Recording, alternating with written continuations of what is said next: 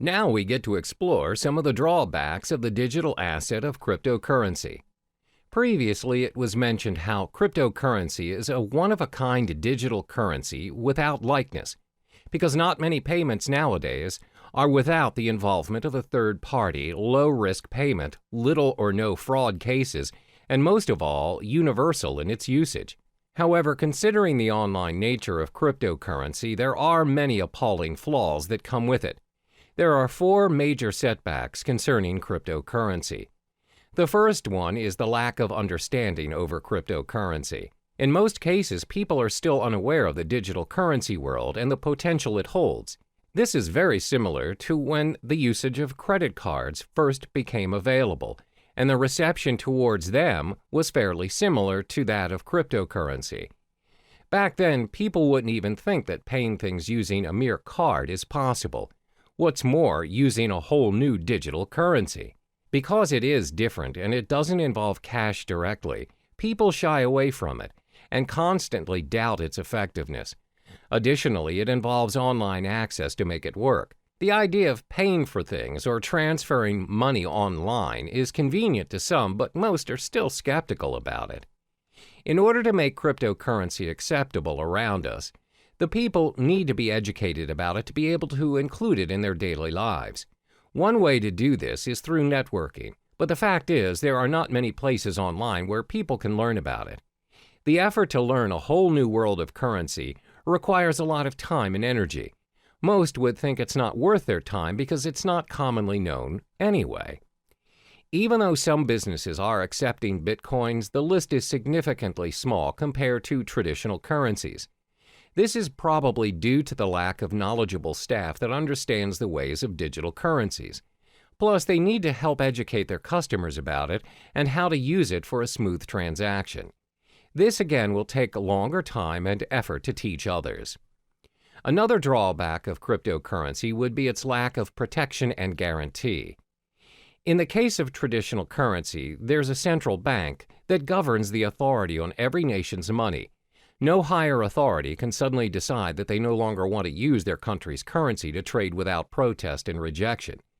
There are proceedings to follow, documents to file, approvals, and many other protocols to follow. However, that's not the case with our digital currency. There is no central bank who governs Bitcoin, which means no one can guarantee its minimum valuation. The value of Bitcoin, for example, will fall tremendously should a major group of merchants decide to just discard Bitcoins and leave the system.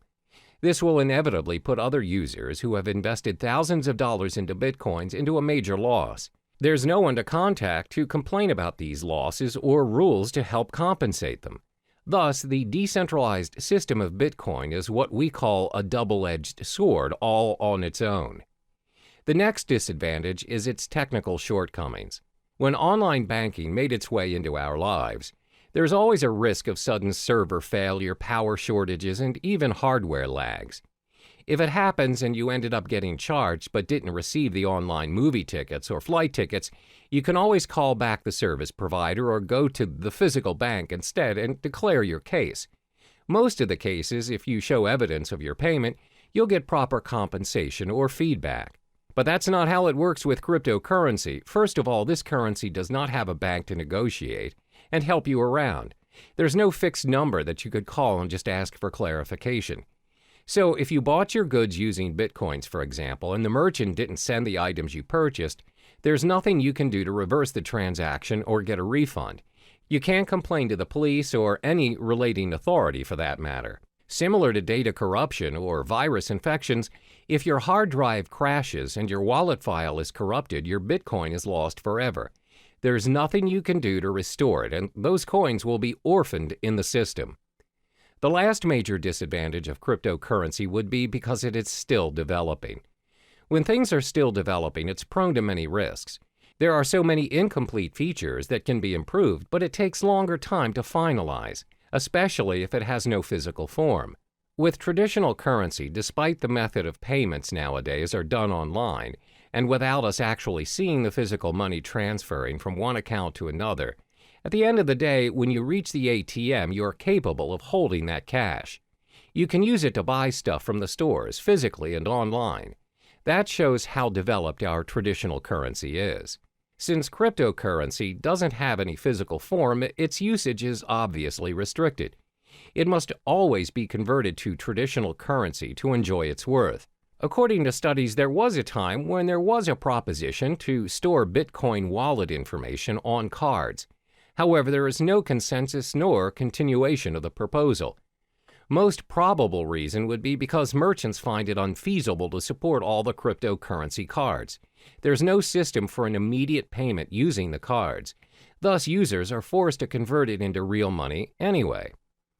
As you can see, there are 4 disadvantages of cryptocurrency.